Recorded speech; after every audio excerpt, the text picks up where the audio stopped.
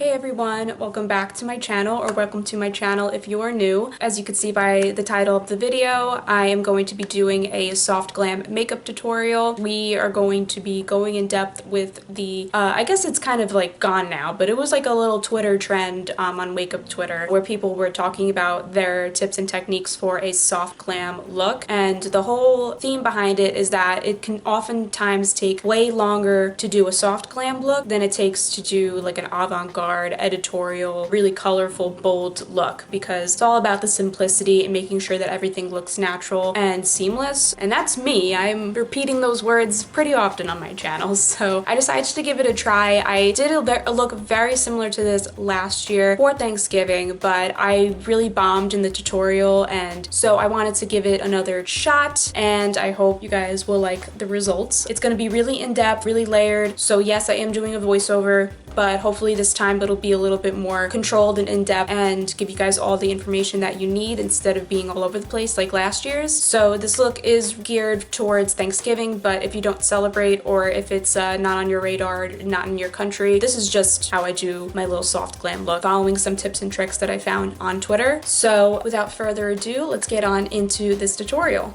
If you guys aren't subscribed, please hit the subscribe button. I will be back to YouTube soon. I wanted to just do a baseline video just to get something out there because honestly I have missed filming, which is a good thing, but I want to come up with some more video ideas for you guys for when I do come back. So I'm not officially back, but this is kind of like a midway video for you guys, so I hope you enjoy it. I am exhausted. I was like cleaning my entire apartment yesterday and I didn't even finish.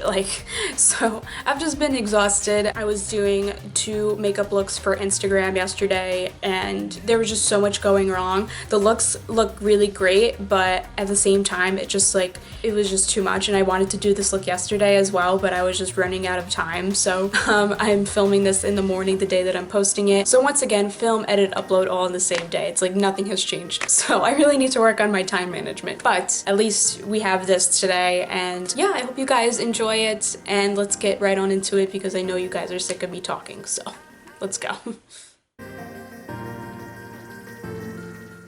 To start off this tutorial, you're going to want to focus heavily on the face as far as skincare goes.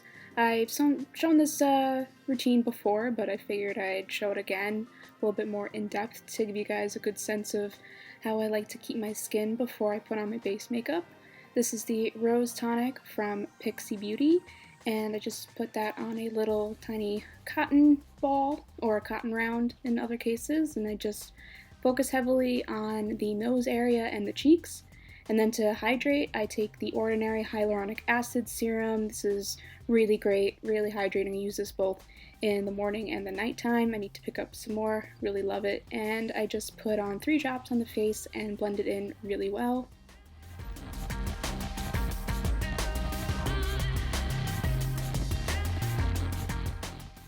Then after I put on my serums, I like to go in with an eye cream first. This is the Henrikson Banana Bright Eye Cream. This is a makeup priming eye cream. I like to put this on in the morning instead of the nighttime because even though it's not the best, I think it's really good for makeup application. I also put it on top of my eyelid as well, just to get everything all moisturized so that everything blends well on top of it. And then for my moisturizer, I take the Neutrogena Hydro Boost Water Gel Cream. This is a nice smooth consistency, so it's not going to make your makeup look cakey. It's going to make everything go smoothly on top of it. And then for some extra hydration and nourishment, I take the Pixi Jasmine Oil Blend, and I just use 2 drops of that on the cheeks. I try not to get this towards my T-zone area just so it doesn't get more oily and the products don't slip around, but on my cheeks and my forehead it works out pretty nice. Next we gotta do the eyes, so let's zoom in on that. I first like to do my brows, like plucking, cutting, shaving around them just to get everything looking good because I don't really fill in my brows anymore, but I do like to sculpt them out with the Too Faced Born This Way Multi-Use Sculpting Concealer.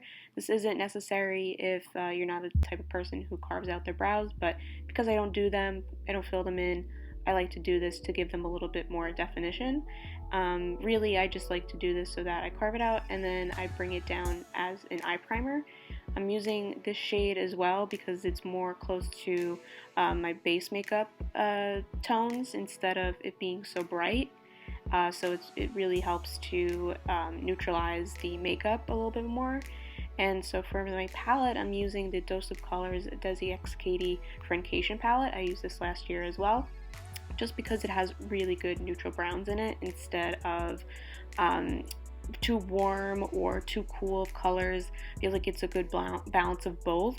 And really what you want to do for your first color is to get something as close to your skin tone as possible, kind of on the cooler side, and then you can really help to build it up with a warm tone to neutralize it and help to smoke it out. Not really crazy blending motions here. I kind of just take smaller blending brushes, pack it on, and then swoop it across the entire upper crease area. And then as I get deeper in the colors, I take them on the outsides of the V of my eye to help deepen everything up. And I'm just taking this very neutral base color to help blend everything out so that it fades up into the brow a little bit better. But yes, pretty much just going from lightest to deepest and just focusing on adding some dimension and some color instead of packing it on and trying to create a really intense eye look. It's mostly supposed to be smoky but extremely blended so that it looks, you know, more like a softer look. No cut creases or anything like that. And I'm going to take this eye pencil as well from Ulta, and this is a brown eyeliner color, so I'm just taking that right onto the lash line, not like crazy, like perfect, just so that I could smoke it out with a small pencil brush, and taking that deep cocoa shade to help blend everything along as well. Just really adding a little bit more definition to the lash line without any harsh lines, like a strong eyeliner. And yeah, I go back and forth with all these shades a couple of times. I didn't want to show the whole process because it's kind of annoying. But yeah, just keep on going with every color to make sure it's as seamless as possible. No harsh lines, no harsh edges, and make sure that everything blends up into the brow bone pretty nicely. I went in with the Ulta Beauty Blackout eyeliner to tightline, and then the number 7 lash extender mascara, and these are the Marquise lashes from Eylure. Sorry that was so drawn on, but you know, we had to get everything together. And then in one quick motion, my second eye is done, or at least the top half is.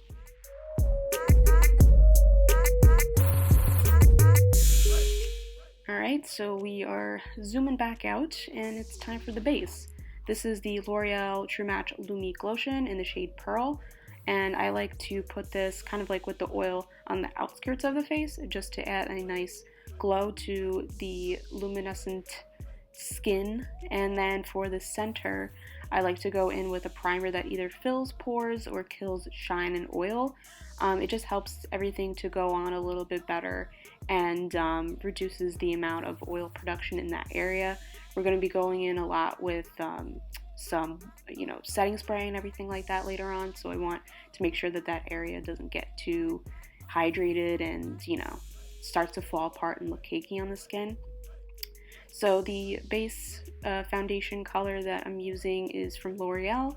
It's the regular True Match foundation. You know, very classic, you know, not reinventing the wheel here. And I look like a ghost after it, but you know, it's fine. I go in with the Real Technique sponge to blend that out as well. And now I'm taking this Tarte Clay Stick foundation. This is a foundation, it's not really a cream contour, but I did get the deepest shade. And I'm just lightly patting that into the hollows of my cheeks. When I do my cream contour, I like to do it like exactly where my cheekbone is, or even a little bit higher up, just because the blending process can take it really far down. And then I've been doing this thing with my nose where I don't take it all the way up. I just try to accent the edges of the nose and bring up the tip a little bit. You're going to want to use more of a bronzy color. Even if you don't do cream contour, it's fine. I like to do it just because it makes me add less powder later on. and it blends more seamlessly with the foundation. But you want to use a bronzy color because bronziness is a little bit more soft and subtle than like a harsh brown toned, neutral, cool toned contour color. Your features can start to look very angular and sharp if you do it that way, but if you use more of a bronzy tone, it's going to help you look a little bit more sun-kissed and like more of like a natural contour as opposed to something that you angled out and chiseled out. It's just going to make everything look less severe. And after all that is blended out, I go in once again with the Too Faced Born This Way Multi-Use Sculpting Concealer. It's such a long name, right? Ridiculous. I've been using it forever and I still can't get used to it. But I'm putting that very lightly on the high points of the face, focusing on the under eye the most. And then I go in with the L'Oreal Full Wear Concealer in this really light shade. I think it's called Oatmeal. It's very light. And I put that on the inner corners, like one drop. It's like so full coverage that you don't really need that much. So I just use this to brighten up a little bit more because that first concealer, the Born This Way, is just like more my neutral skin tone color, or at least matches the base makeup in general. And I can't get around my nose, so I always like to go in with a cream concealer brush and fix around the eyebrows, hard to reach areas around the nose, and in the inner corner of my eye. And then just to set everything, for my first round of setting, I'm using the RCMA No Color Powder. And to set, this is the kind of the Ulta Beauty Illuminating Setting Spray, but I actually emptied it out and filled it with water instead because I hate it. And really what the tips say online is that, or at least that I found on Twitter, was that you want to just use water or rose water or something like that, something very neutral and, you know, not crazy on the skin, so that you're really just melting all the powders together instead of like setting everything. So I was like, okay, let me just, you know, use that instead. So use whatever kind of light setting spray that you have at home that doesn't have too much you know, other products in it. But otherwise, I go in with the Physicians Formula Butter Bronzer, and then I set the face again. And there's every powder application, you're gonna want to set it with either water or your setting spray. So then to deepen up the contour, going in with more of a neutral color bronzer, the Hoola Bronzer by Benefit. And then once that is on, I'm going to set the face again. And we're just going to repeat this over and over and over again. And I like to go in with my sponge, of course, just to make sure that any water droplets, you know, don't go too crazy all over the face and like ruin the makeup. And then tried and true e.l.f. Light Blush Quad, using the two lighter pinks in the palette. I did drop it for the 5,000th time and then break it again, so sorry about that. I like to go heavy on the blush because it's, you know, it's that time. So, but put as much blush as you want as long as it blends into the contour pretty well. And then this is the last time that I'm applying the setting spray and dabbing that in, because now we're doing the highlight, which is, you know, going to make it go on a lot better as well. So this is the Anastasia Beverly Hills Amrezy highlighter, and I'm just putting that on the high points of the face. Nothing crazy.